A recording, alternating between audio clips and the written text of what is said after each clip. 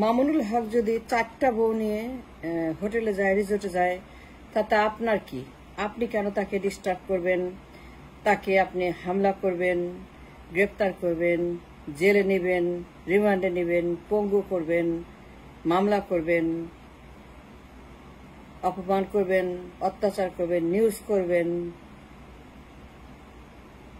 মামুনুল হক যদি 2টা বউ নিয়ে যায়, 2জন গার্লফ্রেন্ড নিয়ে যায়, মামুনুল হক যদি কোনো অবৈধ কাউকে নিয়ে যায়, মামুনুল হক যদি দৌলত দেওয়ার মতো কিছু হয়, তাতে আপনার কি? আপনি বলার কে? Who are you to attack Mamunul Haque in his private bedroom, তার ব্যক্তিগত শয়ন কক্ষে একজন নারীর সঙ্গে তার ব্যক্তিগত সম্পর্ক, তার লৈঙ্গিক সম্পর্ক, এই অধিকার কে দিয়েছিল? ছাত্রলীগকে, সাংবাদিক লীগকে, পুলিশ লীগকে, আওয়ামী লীগকে, যুবলীগকে। সাংবাদিক League, cameraman League, news paper League, গুন্ডা পান্ডের লীগ, টয়লেট লীগ, মামুনুল হক 3 জন 4 জন 2 জন 1 জন স্ত্রী নিয়ে যদি, ঝর্ণাকে নিয়ে যদি, স্বর্ণাকে নিয়ে যদি, বর্ণাকে নিয়ে যদি রিসোর্টে যায়, লৈঙ্গিক সম্পর্ক করে, সে অধিকার তার নাই। কে বলেছে? সাংবাদিক লীগকে, নিউজ পেপার লীগকে, বিচারক লীগকে। বিচারক লীগ তাকে জেলে পাঠিয়েছে। বদমাশ বিচারক লীগ, বদমাশ আওয়ামী লীগ। মামুনুল হক একজন citizen of the country. Mamunul Haque একজন ব্যক্তি। মামুনুল হক একজন পুরুষ মানুষ। একজন নারীর সঙ্গে ভ্যাকেশন রিসোর্ট, হোটেল, আনন্দ করা, ফুর্তি করা, লৈঙ্গিক সম্পর্ক করা, এনজয় করা, যৌবন এনজয় করা। আপনি তার বেডরুমে হানা দিবেন কেন? সাংবাদিকের বাচ্চা সাংবাদিক, নিউজ পেপার বাচ্চা নিউজ পেপার, বিচারকের বাচ্চা বিচারক, আওয়ামী লীগের বাচ্চা আওয়ামী লীগ। মামুনুল হক যদি স্বর্ণাকে নিয়ে, ঝর্ণাকে নিয়ে, বর্ণাকে নিয়ে হোটেলে যায়, রিসোর্টে যায়, আপনি কেন হামলা করলেন? সেদিন গেলেন কেন? ঝাঁপিয়ে পড়লেন কেন? অপমান করলেন কেন? জেরা করলেন কেন? ঝর্ণাকে জেরা করলেন কেন? তার স্বামী নাকি তার বয়ফ্রেন্ড নাকি সে অন্য কিছু অবৈধ? যদি অন্য কিছু হয়ে থাকে, এটা তার অধিকার। সে তো অন্য কোনো সম্পর্ক করে, other than the marriage. Who told you that he cannot, he should not? কে বলছে আপনাকে? বিচারকের বাচ্চা বিচারক তার জেলখানা পাঠাচ্ছেন, তার পঙ্গু করছে, তারা জেলে দিছে, তারে 2.5 বছরে পঙ্গু করে দিছে। That man cannot talk, that man cannot move, that man not do what he is suppose to do. তাকে সর্বশান্ত করা হয়েছে, তাকে সর্বহারা করা হয়েছে, তাকে পুরোপুরি একদম ভেকেন্ট করে দেওয়া হয়েছে। He is a private citizen. Other than that, তিনি একজন রাজনৈতিক ধার্মিক মানুষ, কিন্তু ব্যক্তিগত জীবন তার নাই, কিন্তু লৈঙ্গিক সম্পর্ক করার অধিকার তার নাই, কিন্তু এনজয় করার অধিকার তার নাই তার স্ত্রীর সঙ্গে, তার গার্লফ্রেন্ডের সঙ্গে। কে বলছে আপনাকে এই কথা? কোথায় পাচ্ছেন এই কথা? Everybody has a right to enjoy their life.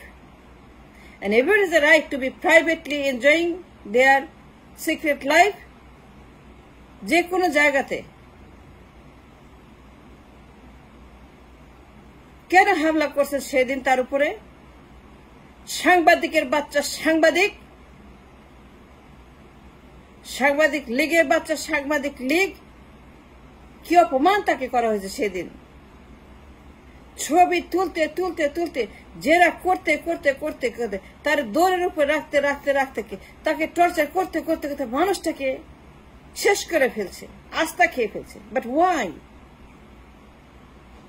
you have to do that? Why you have to go that far?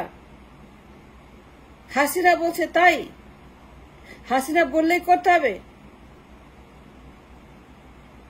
আপনার নিজের কোনো ব্যক্তিত্ব নাই, বুদ্ধি নাই, স্পিরিট নাই, গড নাই, আত্মা নাই, বাপ মা নাই, পরিবার নাই, সমাজ নাই, শিক্ষা নাই, দীক্ষা নাই।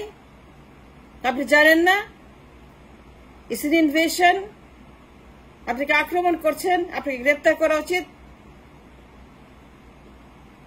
আপনাকে জেল খাটানো উচিত, because he invaded his privacy, and everybody has a right to their private life, and everybody has a right to enjoy their life, everybody has a life to have their লৈঙ্গিক life. He's a young man.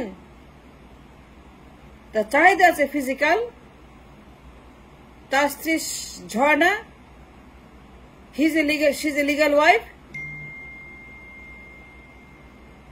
তারে ফাঁসায় দিয়ে বানাইছে girlfriend, ফাঁসায় দিয়ে বানাইছে কাবিন। কিসের কাবিন? কার কাবিন? কোন কাবিনের কথা বলেন? কয়জন কাবিন করে? কয়জন কাবিন করে? কাবিন ছাড়া বিয়া নাই, কাবিন ছাড়া সম্পর্ক নাই। গ্রামে গঞ্জে যায় দেখেন কয়জন কাবিন করে। মুখে মুখে বিয়া হয়, কথায় কথায় বিয়া হয়, বিয়া হয়, তারপরে কিছু হয়, তারপর তারা চলে যায়। ফাজলামি করেন। আর বাপ মা কি করছে? আপনি কেমনে হয়েছেন? লৈঙ্গিক সম্পর্ক ছাড়া? তো উনি তো গেছে লৈঙ্গিক সম্পর্ক করতে, তো উনার লিঙ্গ নিয়ে তো বাড়াবাড়ি কেন? আপনার বাপ মা নাই, তাদের লিঙ্গ ছিল না, তারপরে বাপ মাকে গ্রেফতার করতে হবে, জেলে দিতে হবে? কারণ আপনার বাপ মা এনজয় করছে বেডরুমে, আপনার জন্ম দিছে। আপনাকে ধরে বাটা মারা উচিত, বাটা মারা উচিত, হাজার হাজার। আপনি যে অন্যায়টা করেছেন মামুনুল হকের উপরে এবং তাকে বিধ্বস্ত করেছেন, তাকে শেষ করেছেন, তাকে পথের ফকির বানিয়েছেন, তার সবকিছু কেড়ে নিয়েছেন, তাকে চূড়ান্ত অপমান। একজন ধার্মিক মানুষ, উনার যে যোগ্যতা, উনার যে হাইট, উনার যে জ্ঞান, উনার যে মেধা, উনার যে বুদ্ধি, উনার যে মেমোরি, ইস এ মেমোরি ব্যাংক, ইস এ মেমোরি হাউস। উনার ব্রেনটা একটা মেমোরি পাওয়ার হাউস। 1500 কিলো ওয়াটসের একটা বিদ্যুতের প্ল্যান্টের মতো তার ব্রেন। তিনি যে ভাষায় কথা বলেন, যত জ্ঞান তিনি বিলিয়ে দেন, মানুষকে এক্সাইটেড করেন, মানুষকে জ্ঞানী করেন, মানুষকে এডুকেট করেন, মানুষকে বিদ্যা বুদ্ধি দেন, মানুষের উপকার করেন, মানুষকে ধর্মের পথে আনেন, মানুষকে রাজনীতির পথে আনেন, অধিকারের পথে আনেন, বিদ্রোহের পথে আনেন, which is important, is very important. মানুষকে শিক্ষিত করা, মানুষকে বিদ্রোহী করে তোলা, মানুষকে অধিকার সম্পর্কে জানান দেওয়া, মানুষকে তার অধিকার সম্পর্কে শিক্ষিত প্রশিক্ষিত করা, এটা তাদের কাজ। তারা কোরআনে হাফেজ, তাদের মেমোরিতে সম্পূর্ণ কোরআন দ্বারা শিখত। তারা কোরআনের কথা বলবে, তারা হাদিসের কথা বলবে, তারা আল্লাহর কথা বলবে, কিতাবের কথা, রসুলের কথা বলবে, তারা কাবার কথা বলবে, তারা ময়দানের কথা, যুদ্ধের কথা বলবে, তো যুদ্ধের ময়দানের কথা বলবে, তারা যুদ্ধের ময়দানে মানুষের অধিকার আদায়ের কথা বলবে। সেটা তো আপনার কিতাব, সেটা তো আপনার ধর্ম, সেটা তো আপনার ওহী। ওহীতে কি বলছে? এই কথাই তো বলছে। ওহীতে যুদ্ধের কথা বলছে, ওহীতে অধিকারের কথা বলছে, ওহীতে বলছে যুদ্ধ করতে হবে, যুদ্ধ করে অধিকার আদায় করতে হবে। ওহীতে বলছে বন্দুক কিনালে ক্ষমতা। লেনিনের আগেই বলছে। লেনিন তো কয়দিনের পোলা, লেনিন তো সেদিনের পোলা, মাও তো সেদিনের পোলা। স্টালিন তো সেই দিনের পোলা। 1500 বছর আগে বলছে বন্দুকে নালে ক্ষমতা। 1500 বছর আগে বলছে স্বাধীন চাইলে পরে বন্দুকে নাল ব্যবহার করতে হবে।